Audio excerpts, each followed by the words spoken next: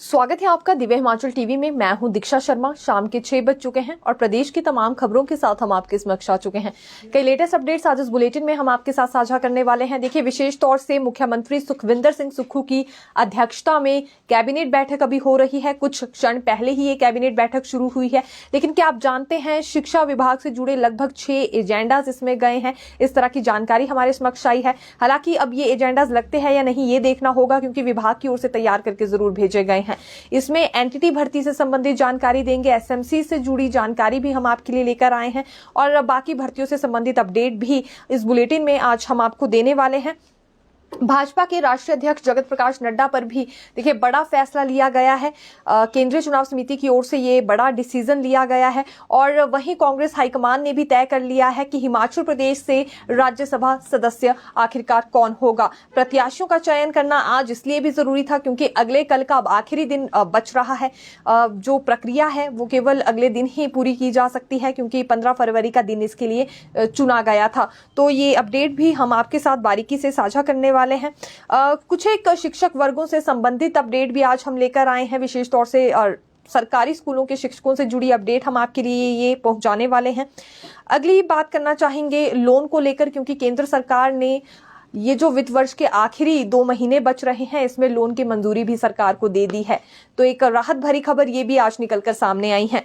लेकिन शुरुआत हम बिल्कुल राज्यसभा चुनाव से ही संबंधित करना चाहेंगे, क्योंकि इस पर देखिए स्थिति साफ हो गई है। हालांकि कांग्रेस हाईकमान ने बड़ा ज्यादा वक्त ले लिया है ये तय करने के लिए। कई तरह की अटकलें लगाई जा रही थी और तो और सोनिया गांधी, प्रियंका गांधी के नाम पर भी हिमाचल प्रदेश में काफी चर्चाएं बनी हुई थी, लेकिन अब नाम फाइनल हो गया है और कांग्रेस के राष्ट्रीय अध्यक्ष मल्लिकार्जुन खड़गे की ओर से इस नाम पर भी मंजूरी दे दी गई है। दरअसल अब यहां अभिषेक मन्नू सिंघवी को हिमाचल से राज्यसभा के लिए प्रत्याशी बनाया गया है। अगले कल 15 फरवरी को नामांकन प्रक्रिया पूरी होनी है। शाम के 5 बजे तक का वक्त दिया गया है। दूसरी ओर अगर हम बात करें अजय माकन की, क्योंकि इनके नाम को लेकर भी हिमाचल प्रदेश में काफी चर्चाएं चल रही थी, तो कर्नाटक से इन्हें प्रत्याशी बनाया गया है कांग्रेस हाईकमान की ओर से। ये जो देखिए अभिषेक मन्नू सिंघवी हैं, ये कांग्रेस के राष्ट्रीय प्रवक्ता हैं और इसके अलावा अभी वर्तमान में पश्चिम बंगाल से राज्यसभा सदस्य हैं। अभी क्योंकि हिमाचल प्रदेश में जगत प्रकाश नड्डा का कार्यकाल खत्म होने जा रहा है राज्यसभा सदस्य के तौर पर, तो फिर अब यहां से अभिषेक मनु सिंघवी ही राज्यसभा सदस्य होंगे। आज इस बात को लेकर पुष्टि हो चुकी है और एक तरह से जो अटकलें लगाई जा रही थी वो भी समाप्त हुई हैं। जेपी नड्डा को लेकर फिलहाल अगर जानकारी दें तो मौजूदा समय में हिमाचल से ये राज्यसभा सदस्य हैं, लेकिन केंद्रीय चुनाव समिति ने फैसला लिया है कि अब ये गुजरात से राज्यसभा सदस्य होंगे। तो यहां भी अब अटकलें खत्म हुई हैं इस बात को लेकर भी, क्योंकि लोकसभा चुनाव को लेकर भी जगत प्रकाश नड्डा को प्रत्याशी माना जा रहा था। तो अब लाजमी सी बात है ये गुजरात से राज्यसभा सांसद होंगे, तो फिर लोकसभा चुनाव अब हिमाचल प्रदेश में नहीं लड़ेंगे। फिलहाल इन नामों को लेकर भी मंजूरी मिल गई है, क्योंकि भाजपा में जो केंद्रीय चुनाव समिति है उन्होंने गुजरात और महाराष्ट्र के लिए राज्यसभा चुनाव के प्रत्याशी को तय कर लिया है। तो गुजरात से जगत प्रकाश नड्डा का नाम सामने आया है। इस बात को लेकर भी आज पूरी पुष्टि हो चुकी है और अटकलें खत्म हुई हैं हिमाचल प्रदेश में, क्योंकि तरह तरह की चर्चाएं बनी हुई थी। लोकसभा चुनावों में प्रत्याशी माना जा रहा था जगत प्रकाश नड्डा को, और वहीं अगर राज्यसभा सदस्य की बात करें तो कांग्रेस पार्टी में भी और इसके साथ ही साथ कार्यकर्ताओं में, आम लोगों में ये चर्चा थी कि शायद सोनिया गांधी को या फिर प्रियंका गांधी को ये मौका दिया जाएगा, लेकिन ऐसा कुछ नहीं हुआ है। जो फाइनल नाम तय हुए हैं वो किसी और के ही हैं और उससे संबंधित अपडेट भी हम आपको दे चुके हैं। अब शिक्षा क्षेत्र में आना चाहेंगे, क्योंकि आज बड़ी खबरें शिक्षा महकमे से जुड़ी भी निकलकर सामने आई हैं। देखिए, सबसे बड़ी बात तो ये है कि कुछ एक शिक्षकों को हिमाचल प्रदेश विश्वविद्यालय में एमएससी कोर्स करवाया जाएगा। इसके लिए आवेदन भी उच्च शिक्षा विभाग ने मांग लिए हैं। उच्च शिक्षा विभाग ने सभी उपनिदेशकों को पत्र जारी कर दिया है कि 20 अप्रैल से पहले ये आवेदन विभाग पहुंच जाने चाहिए, उच्च विभाग पहुंच जाने चाहिए, ताकि हिमाचल प्रदेश विश्वविद्यालय इन्हें एमएससी का कोर्स करने के लिए भेजा जा सके। जिन विषयों के लिए आवेदन किए जा सकते हैं उसमें गणित है, भौतिकी है, रसायन विज्ञान है, वनस्पति विज्ञान और जीव विज्ञान है। लेकिन जैसा कि हम कह रहे हैं 20 अप्रैल तक ही इनके पास समय होने वाला है। जो उपनिदेशक हैं उन्हें अपने अपने जिला से 4 शिक्षकों के नाम इसमें चुनने होंगे और फिर आवेदन ये आगे भेजे जाएंगे विभाग के पास। जो 4 शिक्षकों का चयन होगा उसमें भी 3 कंडीशंस रखी गई है। एक तो ये कि वरिष्ठता के आधार पर ये चयन होगा। दूसरी बड़ी बात कि एक ही विषय के लिए आवेदन कर सकते हैं ये शिक्षक। ऑप्शन इनके पास होगी, ये जो 4 से 5 के करीब विषय अभी हमने बताए हैं, इनमें से कोई एक चुनेंगे और उसके लिए आवेदन कर सकते हैं। और अध्यापक की आयु 45 वर्ष से अधिक भी नहीं होनी चाहिए। इसके अतिरिक्त अध्यापक के बीएससी मेडिकल, नॉन मेडिकल गणित में कम से कम 50% अंक होना भी अनिवार्य किया गया है। फिर इन्हें ये हिमाचल प्रदेश विश्वविद्यालय में एमएससी का कोर्स करवाया जाएगा। आवेदन मांग लिए गए हैं। निर्धारित प्रपत्र पर अध्यापकों से ये आवेदन पत्र मांगे गए हैं। देखिए, एक जेल वार्डर भर्ती से संबंधित जानकारी भी हम आपको देना चाहेंगे। 2630 अभ्यर्थियों ने इसे पास कर लिया है। दरअसल ग्राउंड टेस्ट की हम यहाँ पर अपडेट दे रहे हैं। ये डीआईजी रंजना चौहान की ओर से जानकारी दी गई है कि कारागार एवं सुधारात्मक सेवाएं विभाग में वार्डर के 91 पद खाली चल रहे थे, जिसमें कि 77 पद पुरुषों के भरे जाएंगे, 14 पद महिलाओं के भरे जाएंगे। ये सीधी भर्ती के माध्यम से पद भरे जा रहे हैं, जिसे लेकर ग्राउंड टेस्ट का आयोजन करवाया गया था। और ग्राउंड टेस्ट में 2630 अभ्यर्थियों ने क्वालिफाई कर लिया है, एक तरह से पास इन्होंने ग्राउंड टेस्ट कर लिया है। इसमें 2352 पुरुष हैं और 268 महिलाएं शामिल हैं। अब इनकी इसके बाद लिखित परीक्षा होगी। लिखित परीक्षा को लेकर जानकारी इन्हें एसएमएस के थ्रू या फिर इसके अलावा मेल के जरिए पहुंचा दी जाएगी। तो ये जेल वार्डर भर्ती से जुड़ी जानकारी हम आपके लिए लेकर आए थे। देखिए, एक और बड़ा फैसला लिया गया है। ये सरकारी स्कूलों से संबंधित ही फैसला लिया गया है और अब स्कूल लेक्चरर्स के लिए भी टेट अनिवार्य किया जाएगा नए शैक्षणिक सत्र से। अभी पहली से लेकर 8वीं कक्षा तक के छात्रों के लिए ही टेट की परीक्षा अनिवार्य है। ये शिक्षक पात्रता परीक्षा रहती है, लेकिन अब ये 9वीं से 12वीं तक के स्कूल लेक्चरर्स को भी अनिवार्य की जाएगी। हालांकि जो नई शिक्षा नीति सामने आई थी, पहले ही नई शिक्षा नीति की ओर से ये सिफारिशें की गई हैं कि ये जो टेट की परीक्षा है सभी के लिए अनिवार्य होनी चाहिए, टीचर एलिजिबिलिटी टेस्ट। और अब यहां एनसीटीई की ओर से भी एक राष्ट्रीय सम्मेलन में ऐलान कर दिया गया है कि नए शैक्षणिक सत्र में ये टेट की परीक्षा 9वीं से 12वीं तक के शिक्षकों के लिए भी आयोजित करवाई जाएगी। ये करवाना क्योंकि अनिवार्य है, तभी शिक्षा में गुणवत्ता बढ़ पाएगी। ये बात यहां पर एनसीटीई के सचिव केसांग वाई शेरपा ने कही है कि स्कूलों में 9वीं से 12वीं तक पढ़ाने वाले शिक्षकों के लिए अगले शैक्षणिक सत्र से टेट आयोजित करवाया जाएगा। अब एक तरह से हम ये कह सकते हैं कि पहली से लेकर 12वीं तक के जितने भी शिक्षक होंगे सरकारी स्कूलों में, इन्हें टेट पास करना अनिवार्य रहने वाला है और ये अगले शैक्षणिक सत्र 2024-25 से प्रभावी होगा। ये नई शिक्षा नीति में जब इस तरह की शर्त रखी गई थी तो कुछ एक विरोधी स्वर भी उठे थे, लेकिन अब तो एनसीटीई भी इस हक में आ गई है और एनसीटीई की ओर से भी ये स्पष्ट किया गया है कि गुणवत्ता बढ़ानी है तो इस तरह के कदम भी लेना जरूरी होगा।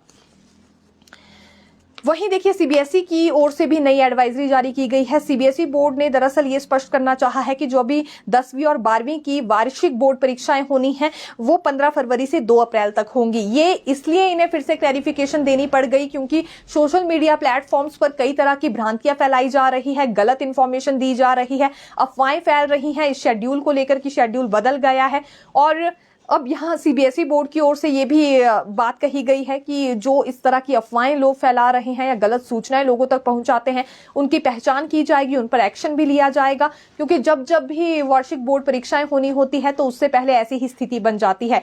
अभिभावकों को डराने की कोशिश की जाती है, छात्रों को भी भ्रमित किया जाता है और सबसे बड़ी बात यह है कि इस बीच गलत शेड्यूल तो लोगों तक पहुंचाया ही जाता है परीक्षाओं को लेकर, लेकिन ये भी दावा किया जाता है इन आरोपियों की ओर से कि ये प्रश्न पत्र इनके पास है ताकि कुछ एक छात्र या फिर अभिभावक पहुंच सके इन तक और प्रश्न पत्र इनसे खरीद पाएं। हालांकि गलत प्रश्न पत्र ये देते हैं और इस बात की हकीकत फिर बाद में ही अभिभावकों को पता लग पाती है। तो सीबीएसई बोर्ड ने ये एडवाइजरी जारी की है अभिभावकों को कि ऐसे लोगों के इन्फ्लुएंस में ना आए, ऐसे लोगों की ना माने और यदि कोई भी शेड्यूल किसी भी सोशल मीडिया प्लेटफॉर्म पर ये देखते हैं तो उसे सच ना माने, बल्कि सीबीएसई बोर्ड ने अपनी वेबसाइट पर भी ये पूरा शेड्यूल शेयर किया है। 15 फरवरी से 2 अप्रैल तक ही वार्षिक बोर्ड परीक्षाएं होने वाली है और छात्रों से भी अनुरोध किया है कि गलत डिटेल्स पे ना जाएं और अगर कोई प्रश्न पत्र होने का या देने का या बेचने का भी दावा करता है तो उस ओर भी उन्हें विशेष तौर से जाने के लिए मना कर दिया गया है। गलत गतिविधियों में किसी भी प्रकार से ये शामिल ना हो, इस तरह की एडवाइजरी जारी की गई है अभिभावकों के लिए भी, छात्रों के लिए भी सीबीएसई बोर्ड की ओर से। जेओआईटी पोस्ट कोड 817 पर आना चाहेंगे। नई अपडेट इसमें यह है कि मुख्य आरोपी उमा आजाद को गिरफ्तार इस मामले में कर लिया गया है। इससे पहले पोस्ट कोड 962 जो कि सचिवालय क्लर्क भर्ती है उसमें ये उमा आजाद न्यायिक हिरासत में चल रही थी कि यहाँ पर देखिए पोस्ट कोड 817 में भी अब गिरफ्तारी हो चुकी है। न जाने इस महिला ने कितने क्वेश्चन पेपर्स को लीक किया है, फिलहाल अभी कुछ कहा नहीं जा सकता। हर क्वेश्चन पेपर को लीक करने में यही एक मुख्य आरोपी मानी जा रही है। हालांकि बाकी भी गिरफ्तारियां हो रही है, लेकिन पूरे मामले की किंगपिन यही महिला बनकर रह गई है, जिस वजह से हजारों अभ्यर्थियों को खामियाजा भुगतना पड़ रहा है। इंतजार उन्हें अभी तक अपने रिजल्ट घोषित होने का करना पड़ रहा है। JOIT पोस्ट कोड 817 में ये जानकारी निकलकर सामने आई है और पोस्ट कोड 817 के अभ्यर्थी इसलिए भी बहुत ज्यादा हताश है क्योंकि पहले तो इन्हें कोर्ट के चक्कर काटने पड़े, फिर जाकर कोर्ट से जब डिसीजन आया सामने इनके फेवर में, तो फिर यहां सरकार की ओर से हवाला दिया जा रहा है कि इसमें पेपर लीक हुआ है, FIR दर्ज है, जब तक पूरी जांच नहीं होती कैसे रिजल्ट घोषित कर दिया जाएगा। लेकिन अब विरोधी स्वर काफी ज्यादा उठ गए हैं और अभ्यर्थी भी मान नहीं रहे हैं। क्रमिक अनशन इनकी ओर से जारी कर दिया गया है।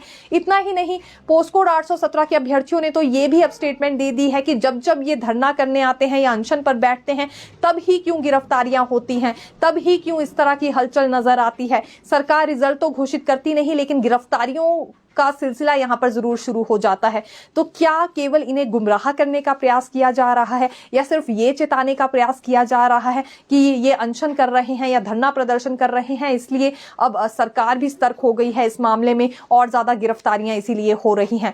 तो अभी पिछले 8-9 महीने में ये गिरफ्तारियां क्यों नहीं हुई? जब क्रमिक अनशन पर ये बैठे तभी इस मामले में इतनी ज्यादा तेजी क्यों आई? और ये तेजी रिजल्ट घोषित करने पर आनी चाहिए, लेकिन उसमें कोई भी एक तरह से हलचल सचिवालय में या सरकार में नजर नहीं आ रही है। ये भी इनकी ओर से आरोप लगाया गया है। एक और जानकारी जो कि पोस्ट कोड 962 से जुड़ी ही हम आपके लिए लेकर आए हैं। देखिए, इसमें क्योंकि पहले 6 गिरफ्तारियां हो गई हैं और 2 नई गिरफ्तारियां फिर हुई हैं। इसमें एक व्यक्ति शिमला का बताया जा रहा है जो आरोपी है और एक हमीरपुर का है। यानी कि जांच अब शिमला तक पहुंच गई है। हालात देखिए किस तरह के बन रहे हैं। पोस्ट कोड 962 सचिवालय क्लर्क भर्ती है और इसमें भी इंतजार ही अभी तक रिजल्ट घोषित होने का हो रहा है, लेकिन गिरफ्तारियां भी थमने का नाम इस पोस्ट कोड में नहीं ले रही हैं। 2 और नई गिरफ्तारियां हो चुकी हैं और जैसा कि हमने कहा कि जांच देखिए शिमला तक पहुंच गई है। हेडमास्टर प्रमोशन पर अब आना चाहेंगे क्योंकि हेडमास्टर्स में काफी ज्यादा इंतजार बना था कि कब प्रिंसिपल पद पर इनकी प्रमोशन होगी। तो शिक्षा विभाग के निदेशक ने सभी उपनिदेशकों को ये आदेश जारी कर दिए हैं कि बायोडाटा इन सभी हेडमास्टर्स का भेजा जाए विभाग में, ताकि जल्द से जल्द ये प्रमोशन भी इनकी प्रिंसिपल पद पर हो सके। लेकिन इसमें एक बात ये भी कही गई है कि ऐसे हेडमास्टर्स जिन्हें 3/12/2021 या उसके बाद दिनांक 1/12/2021 से हेडमास्टर के रूप में पदोन्नत किया गया है, महज उनका बायोडाटा भेजने के आदेश जारी किए गए हैं सभी उपनिदेशकों को। और ये 20 फरवरी 2024 से पहले लिस्ट उपनिदेशकों को उच्च शिक्षा विभाग पहुंचानी होगी। तो ये भी इसमें एक सीमा तय कर दी गई है। ये हेडमास्टर से जुड़ी जानकारी हम लेकर आए थे। प्रिंसिपल पद पर क्योंकि इनकी प्रमोशन होनी है तो बायोडाटा अभी फिलहाल मंगवा लिया गया है, क्योंकि जब बायोडाटा मंगवाएंगे उसके बाद ही प्रक्रिया शुरू हो पाएगी प्रमोशन के लिए भी। देखिए, विधानसभा का बजट सेशन आज से शुरू हो गया है। राज्यपाल अभिभाषण से इसकी शुरुआत हुई है। लगभग 1 घंटे 5 मिनट तक राज्यपाल की ओर से राज्य सरकार की उपलब्धियां गिनवाई गई हैं।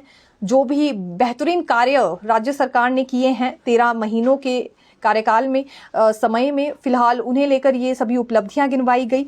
और इस बीच मुख्यमंत्री सुक्खू की ओर से ये कहा गया कि हिमाचल प्रदेश की आर्थिक स्थिति बहुत खराब चल रही थी, लेकिन उसके बावजूद भी विकास किया गया है। भ्रष्टाचार को खत्म करने के लिए कई कदम उठाए गए हैं।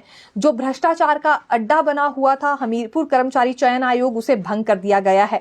वहां पर बहुत बुरी तरह से पेपर बेचे गए, खरीदे गए। कई सालों तक ये सिलसिला जारी रहा और पूर्व जयराम सरकार को इसकी कोई भी भनक नहीं लगी। ये अपने आप में हैरत अंगेज बात है।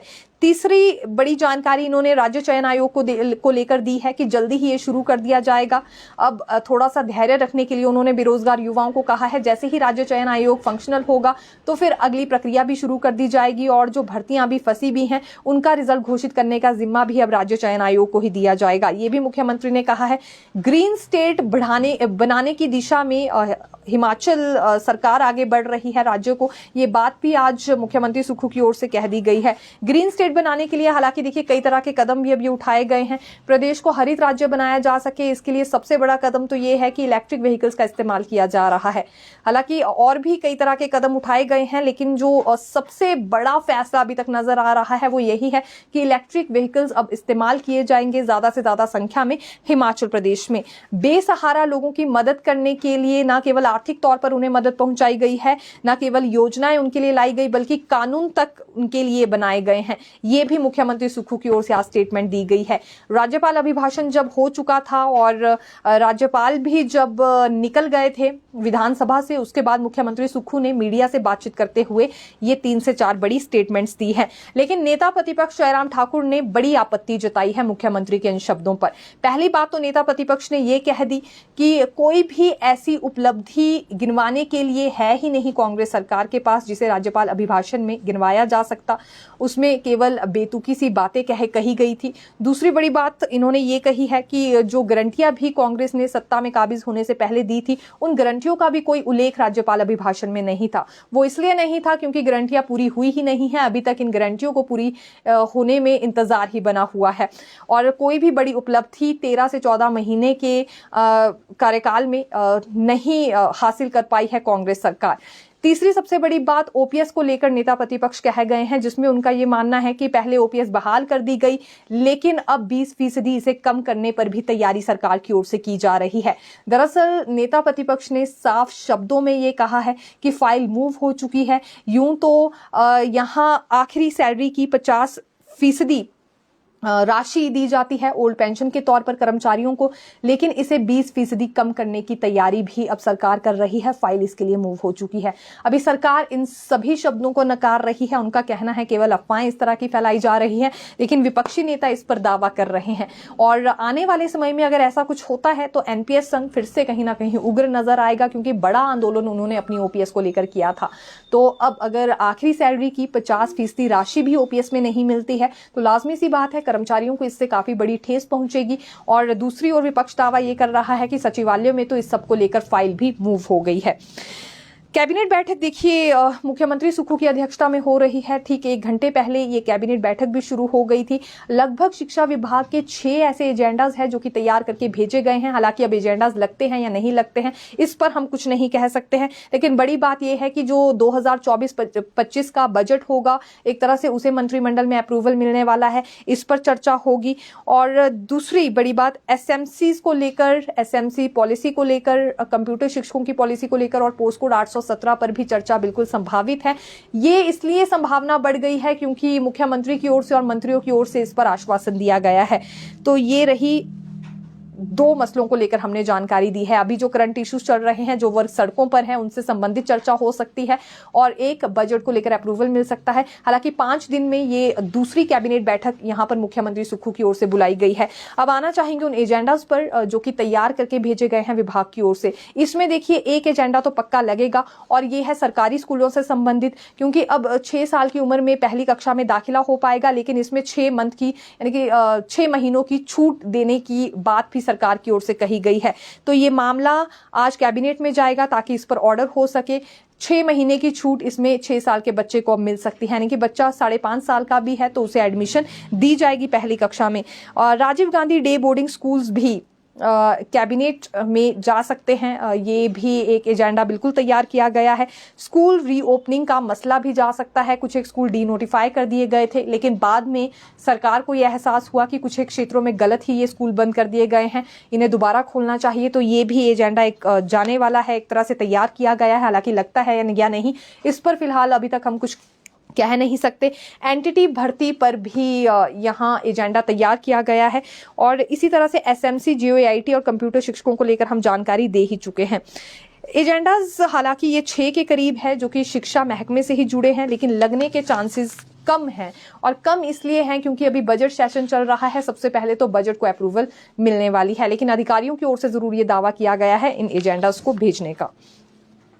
देखिए अब राज्य चयन आयोग से संबंधित एक अपडेट हम आपको देना चाहेंगे। इसमें एक पोस्ट क्रिएट की गई थी चेयरमैन की, क्योंकि जो रूल्स ऑफ बिजनेस के अकॉर्डिंग ये माना जाता है कि कमीशन तब तक फंक्शनल नहीं हो सकता जब तक वहां पर चेयरमैन की नियुक्ति ना हो। इसलिए डॉक्टर राज कृष्ण पृथ्वी को ही वहां पर चेयरमैन लगाया गया है। इससे पहले चीफ एग्जीक्यूटिव ऑफिसर भी उन्हें लगाया गया था, लेकिन इसी कमान के साथ साथ चेयरमैन की कमान भी इन्हें ही सौंप दी गई है। अब आगे का प्रोसेस जल्दी शुरू हो पाएगा और आज जैसा कि मुख्यमंत्री ने कहा कि अब ये आयोग भी जल्दी फंक्शनल होने वाला है। हालांकि अगर जल्दी यहां पर फंक्शनल हो जाता है तो सबसे पहली भर्ती जो होने वाली है वो ओटीए की होगी। ऑपरेशन थिएटर असिस्टेंट की होगी। ये बात पहले से ही सरकार ने भी तय कर ली है। इस बारे में बाकी चर्चाएं भी हो चुकी हैं, केवल फंक्शनल होने की देरी है। अब चेयरमैन की भी नियुक्ति हो गई है, तो लग रहा है कि शायद ज्यादा दिन इसमें नहीं लगने वाले हैं। देखिए, हिमाचल सरकार को अगले बजट से पहले यहां लोन की अनुमति मिल गई है। अभी आखिरी 2 महीने मौजूदा वित्त वर्ष के बच रहे थे और सरकार काफी ज्यादा चिंता में थी, क्योंकि अभी केवल 300 करोड़ की लिमिट ही सरकार के पास बची थी लोन लेने की। तो ऐसे में कैसे फरवरी और मार्च की सैलरी या पेंशन कर्मचारियों को देनी है, ये भी एक बड़ी टेंशन बनी हुई थी। लेकिन इस बीच राहत भरी खबर निकलकर सामने ये आई है कि वित्त वर्ष की आखिरी तिमाही के लिए लोन की अनुमति भारत सरकार से मिल गई है और अब वित्तीय संकट की चिंता भी एक तरह से दूर हुई है। हालांकि कुछ नई शर्तें लगाई गई हैं और कुछ नई शर्तों की ऑथराइजेशन के साथ केंद्र सरकार ने ये अनुमति दे दी है। लेकिन अच्छी खबर ये है कि 300 करोड़ की ही लिमिट बची थी। अब फिलहाल कुछ और राशि यहाँ पर केंद्र सरकार ने एक तरह से दे दी है, ये हम समझ सकते हैं, और लोन लिया जा सकता है उस हिसाब से, ताकि कर्मचारियों की पेंशन और सैलरी में किसी तरह की कोई अड़चन ना आए।